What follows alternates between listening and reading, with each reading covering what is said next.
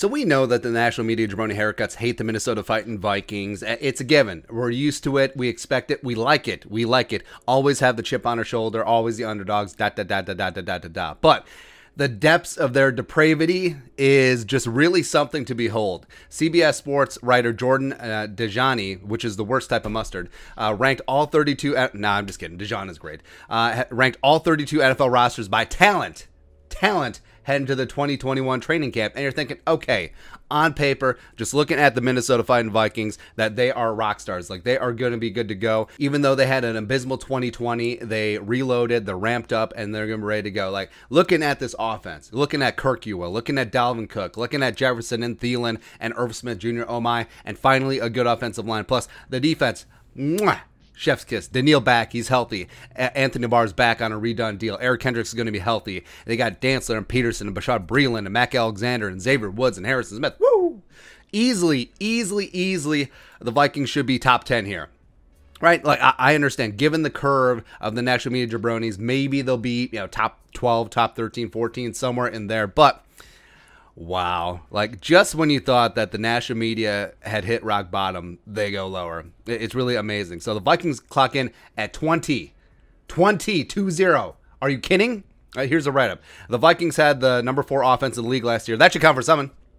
Whatever. Thanks to Dalvin Cook and rookie wide receiver Justin Jefferson. Those two elite talents Kirk Cousins continue to work off of, and we may see a big year from tight end Irv Smith Jr. as well. Additionally, I think the Vikings made a great pick in Christian Darrisaw, who could start left tackle right away. The defense struggled mightily at times last year, but getting Eric Kendricks and Daniil Hunter back healthy is obviously huge. I also like the addition of Patrick Peterson, could benefit from Chance Turner, given the next or that. So, again, it's one of those spots where the write-up is glowing, but the ranking is WTF. And of course, it's like the Hall of Fame. It's not who got in, it's who got snubbed. So, looking at the Patriots at 19, meh. Seahawks at 18. If you take away Russ and DK and Lockett from the Seahawks, they're an XFL team. Straight up, they are. Saints, whatever. Good luck solving your quarterback issues.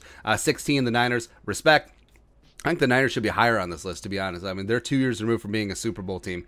15, the Dolphins. Yes, to a degree. They do have a lot of talent at all levels of the team, plus add a lot of speed on the outside in Fuller and Waddle. But can Tua be that guy? Also, can they make Xavier Howard happy? That's a big question, too. Colts, yes, respect. If Carson Wentz pans out, I think the Colts, Chris Ballard, has built a phenomenal team at all levels of the defense. They have one of the best offensive lines in the game. Jonathan Taylor-Thomas is a road grader, even though he's a stupid Badger. And the receiving group is underrated. Maybe T.Y. Hilton has just a little bit of something left. 13, Broncos. Wow. Really? Where the defense is fine under Fangio. They have a lot of great weapons. Their offensive line is a mess besides Bowles, and they don't have a quarterback. How are they 13? How in the actual F are they 13? I don't like it. Oh, and they talk about, Aaron Rodgers. If he goes there, sure, whatever. 12, the Cowboys. Have you seen the Cowboys defense? Like, have you seen their secondary? It's rough, man. Like, I understand that a lot of people mainly just tune into fantasy football and just look at the skill position guys, and they have a great trio of wide receivers, and Zeke is whatever at this point, and Dak is going to be back from his ankle. Yes, but have you seen the defense? Have you seen the defense outside the linebackers? Okay. 11, Cardinals. Really?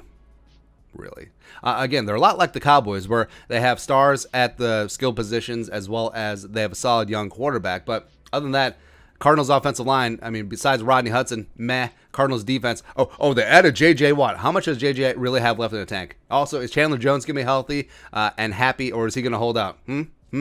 Plus, yeah, they got Buddha on the back end. Who else they got? Who else do they actually got? Tennessee Titans, 10? Okay. I kind of see it. Plus, I do like the addition of Bud Dupree, plus they added Julio. Yeah.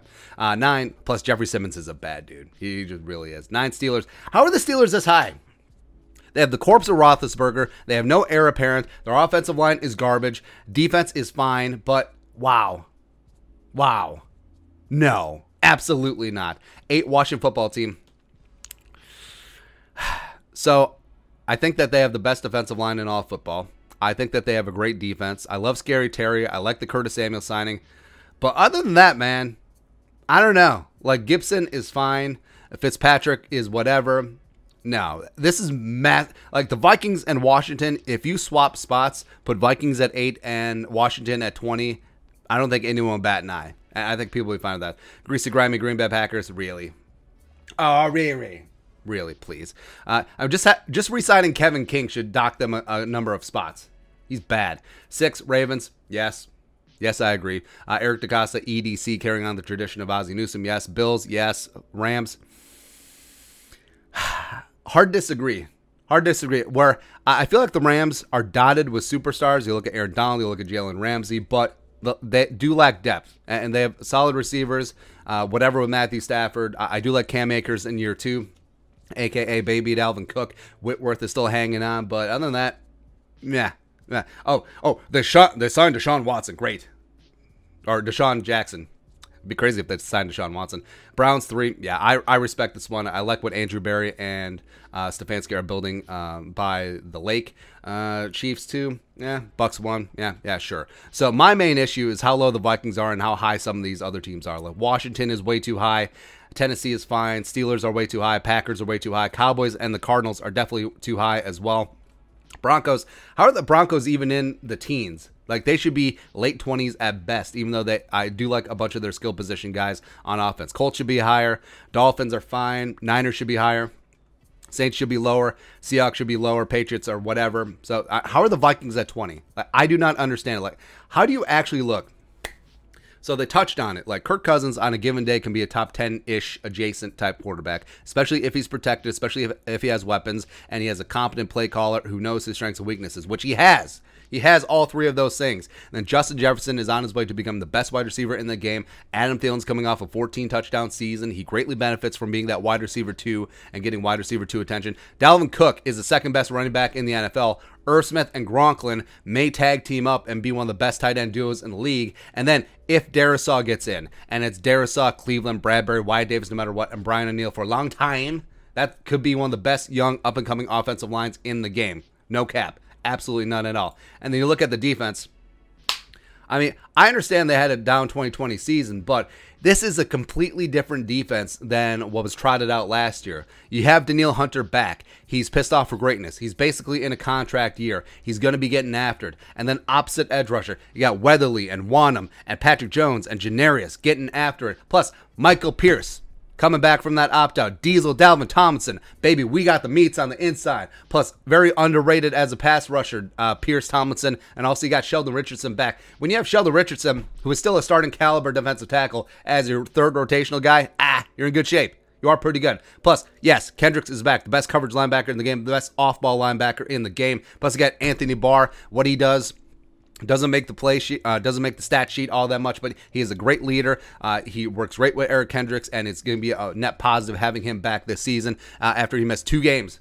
He got hurt in the second game last year. It's bad. It's no bueno. And now you have Nick Candlelight Vigil and Chad Surratt, someone else stepping up as the third linebacker, even though nickel is the new base defense. Cornerback, Dancer, year 2. Patrick Peterson, still something left in the tank. Bashard Breeland, been to the Super Bowl last 2 years, 1-1. He's a very solid outside cornerback. Got Mac Alexander working the slot yet again. Harrison Hand, 38 special, stepping up. Harrison Smith, surrounded by competency and other veterans, where he doesn't have to babysit like he did last year. And they got Xavier Woods, who was one of the only good secondary players from the Cowboys last season, and he sort of had a babysitting role last year in the back end of that stupid Mike Nolan defense. He's going to come in. He could play the Anthony Harris 2018-2019 role, and woo, just getting after it. So I don't get it.